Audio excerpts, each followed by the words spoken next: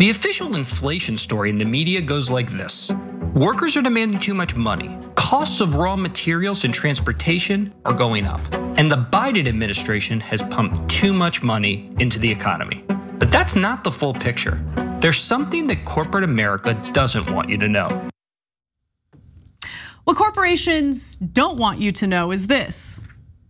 They're totally taking advantage of the inflation narrative and ripping you off by raising their prices because they think, well, the consumers will bear it. They'll just deal with it. They'll just pay it. And look, in cases where we're talking about luxury items or other things that Americans don't need to, survive, fine. But when we're talking about things that Americans do need to survive, things like food, that's a big problem, a huge problem, because you don't have the option to not buy food. You get what I'm saying? So yeah, the market will bear it because people have no choice but to buy food at grocery stores. Now, The Lever published an incredible piece. I highly recommend you guys read it, and we'll keep a link to the piece in the description box for those who do want to read it. And they have more evidence to prove what is happening. Now, before I get to those details, John, I know you cover these types of topics over at the Damage Report, which you all should be subscribed to. What do you think about this argument? Because there is pushback from people who are like, no, this is how the free market works, right? The companies are gonna charge whatever they can charge, whatever they think consumers can bear, and that's capitalism, baby, just suck it up. Well, I think both are true. It is capitalism, they'll charge whatever they can, and they technically can because, again, as you said, you have to buy food. And at the same time, their argument for why prices have gone up is absolute BS. They're completely lying. And it sucks especially because as inflation was beginning in the pandemic, we had some politicians, only a few, Bernie Sanders especially, coming out and saying that this is price gouging. It's way out of step with the actual rise in cost due to supply chain issues, raw materials, whatever. And how many reports have we now done on here's how much inflation is, here's the profits that they made. Those things are obviously massively out of whack. And nothing happens. Why would it happen? There was attempts to control the inflation as it was happening, but the Republicans blocked all of that because while they complain about inflation to hurt Joe Biden, they don't actually have a problem with the companies charging as much as they want. Exactly, and look, if you tune into some of those shareholder meetings and listen in on those calls, the executives are just so brazen about what they're doing. And I just find it super immoral. And so we'll talk about possible solutions in a moment, but first let's dig into this Lever piece.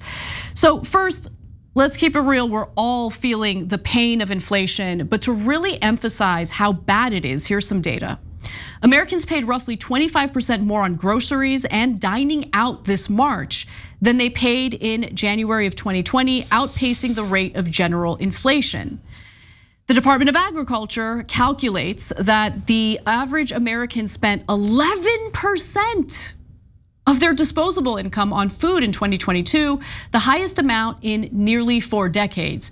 Grocery prices rose over 10% that year alone, the largest annual increase since the 1970s.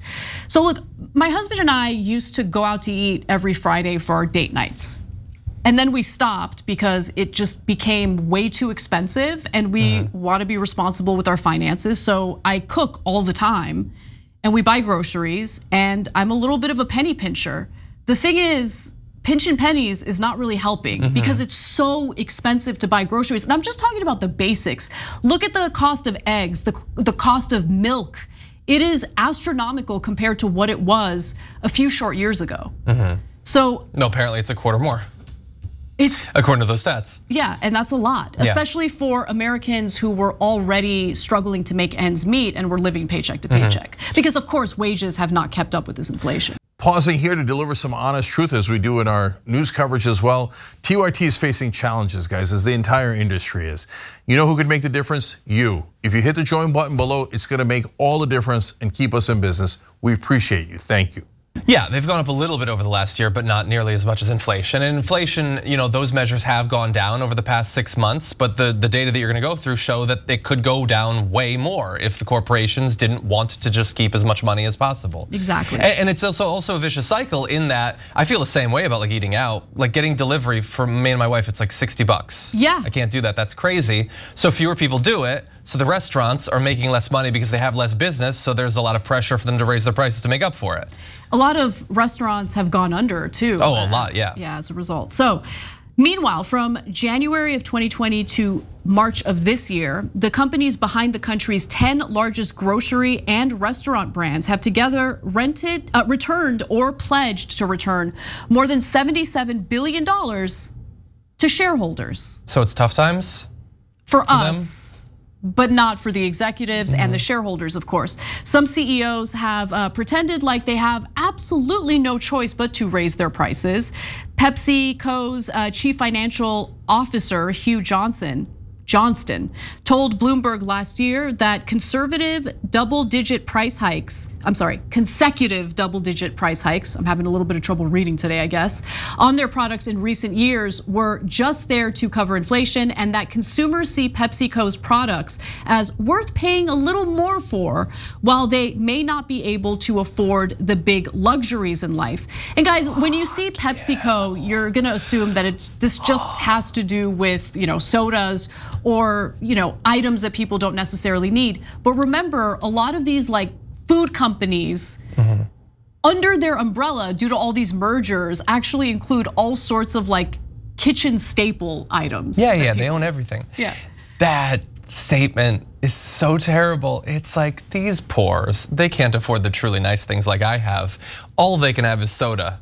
Now jack up the price of that too. That you just described that as the only luxury they have, and you're arbitrarily raising the price. Yeah. And again, there were attempts early in the pandemic to cap how much profits could go up, especially with how much subsidies and support these companies, especially oil companies, were getting from the federal government. Bernie Sanders was like, okay, if it's just inflation, then your profits cannot go up at a higher percentage than the actual inflation. And the Republicans blocked it because again, it's just price gouging. They saw in the same way that they stole a bunch of money from the PPP loans. It's one of those things that happens every decade where a bunch of money can be transferred from people who already didn't have much to the people who already had the most. And they took the opportunity. The individual representatives did, the corporations did. It's insane. And they just allowed it.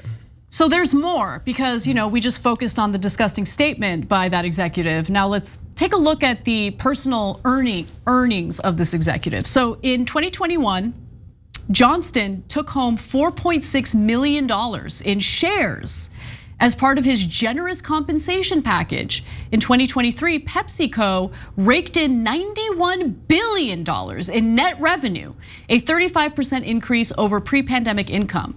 Of its profits, the company poured $7.7 billion into repurchasing stock buybacks, and issuing dividends, with buybacks increasing 843% from 2021. And then people want to come to me and say, no, there's no price gouging happening. How are you gonna argue that? And look, again, I just want to reiterate, this free market argument of, well, yeah, this is how it works. The companies are gonna charge what the market can bear. That's a perfectly fine argument if you're talking about things that people don't actually need or need to survive. People need food to survive, right? So there is no, you can use the power of the dollar and say, no, I don't like this, I will not allow this, and I'm not gonna buy these items because I'm being price gouged here. No, it isn't that simple when it comes to food. It's such a fake argument anyway. We don't have some sort of fantastical, pure free market capitalist system. We don't, and we never have, and the Republicans don't want that. If that's what they wanted, we wouldn't be pouring billions of dollars into oil companies every single year. We wouldn't be doing that. Watch John Oliver's recent episode about the subsidies for corn producers. The government is involved in many, many ways, and the corporations and Republicans love it when the involvement comes in providing money. But when it comes in terms of providing regulations, putting some sort of guardrails on capitalism, which are supposed to be there for protection of consumers, then suddenly it becomes some sort of big philosophical argument, and a convenient one at that.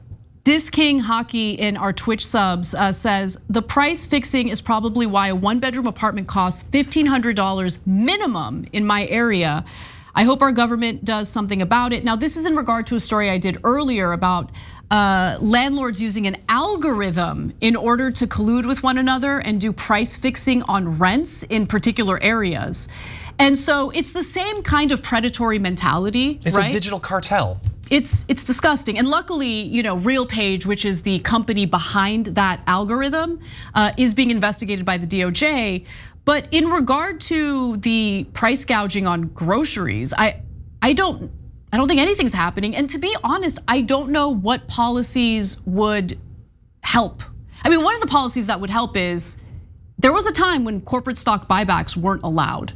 And now there's like no rules, right? They can artificially inflate the value of their shares with absolutely no intervention by the government. And that's insane because think about it this way.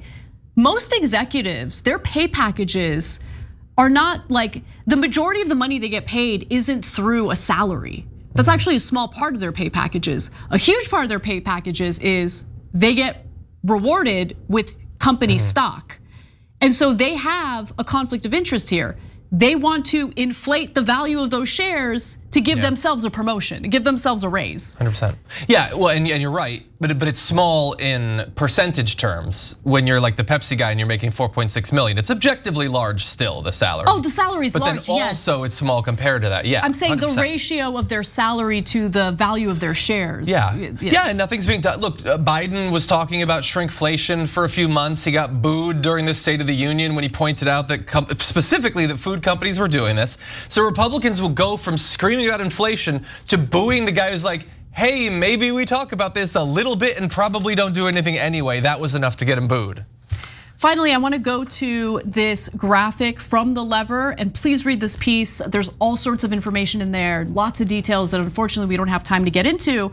But if you look at this graph, as you can see in the graph, just 5 corporations, Walmart, Costco, Kroger, Publix, and Target, control 50.5% of US grocery sales.